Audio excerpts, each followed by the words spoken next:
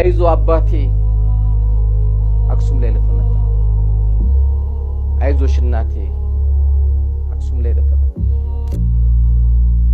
በምን ስሜት ነው ግን እናትን የመታት? በምን ስሜት ነው አባትን የመታው? አብራችሁ ኖራችሁ አድጋችሁ ድራችሁ ጉርብትናው ማህበራዊ ህይወታችሁ ላይ አብራችሁ ተገናኝታችሁ አሰግጂም ብለህ ከልክለሃት እንደገና እጅን ዘረጋባት። እንዴት ነው ግን አንጀት የቻለው? ምን ያህል ስካር ቢኖር ነው ውስጥ ምን ያህል ቢሰክር ነው ግን እናት ላይ ቦክስ የሰነዘርከው? እናት ላይ ዱላ የሰነዘርከው ስለሰገደች?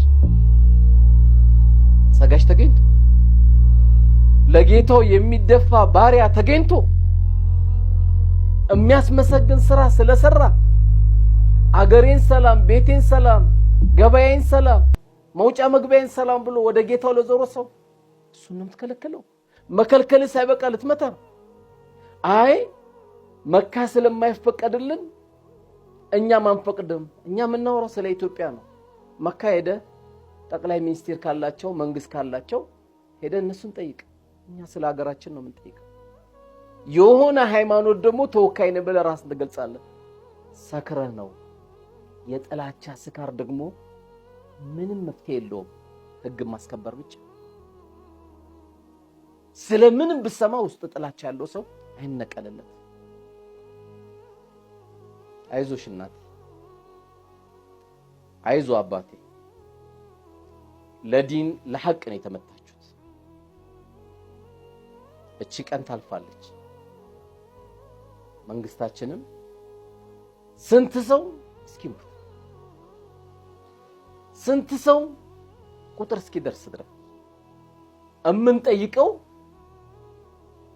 እምንጠይቀው መንግስትን እንጂ እናንተን አይደለም። ምንም ስላልሆናችሁ አስራችኋል፣ የውሸት መስከራችሁብናል፣ አስፈረዳችሁብናል፣ ለ5 ዓመታት እስር ቤት አስቀምጣችሁናል።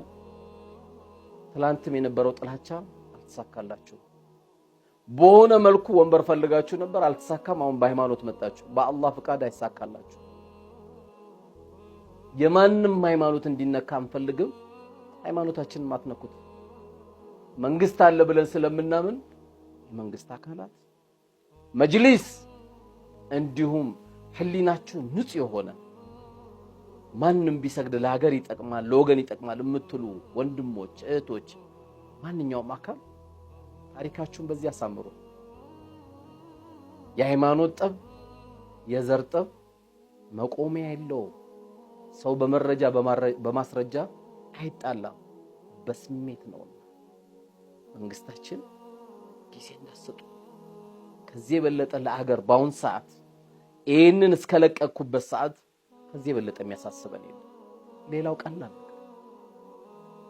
መልእክቴን ለሚመለከቱ የመንግስት አካላትን ለሚመለከተው ህሊናችሁ በሐቅ ለምትቆሙ ሰዎች ለሚመለከታችሁ የተለያየ ማህበረሰቡ እንዲድን ሰው የሃይማኖት ሰው እንዲሆን ጥረት ለምታደርጉ ሰባኪዎች፣ አስተማሪዎች መልእክቱ ይደረሰልኝ። አይዞ አባቴ